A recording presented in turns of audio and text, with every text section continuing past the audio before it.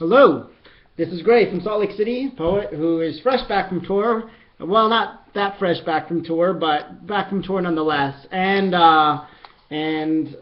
still unemployed, and so I'm writing poems. Anyway, I got a poem here for someone who was really helpful on my tour, for Cecily in Seattle, Washington, gracious enough to allow me to come and feature in their venue at the Rebar, and cool place. So anyway, I wrote this poem for Cecily.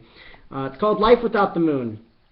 Life without the moon would certainly be quite different, at least for this particular person. To start, and end, to be honest, there would certainly be less poems about the moon, for obvious reasons.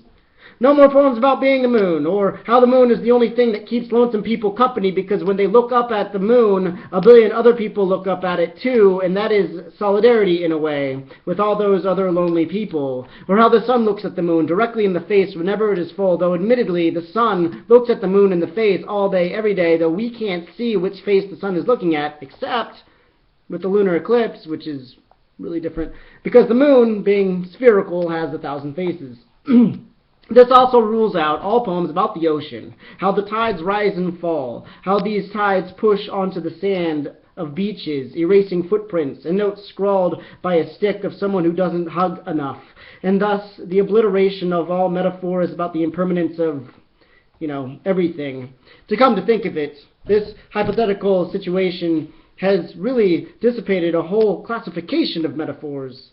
There are other more severe implications, of course. Having no moon, without a moon, fish might not know what to do. The harvest season would get really weird. We might not have corn or oil, but I don't dwell in those arts, the corn and oil arts.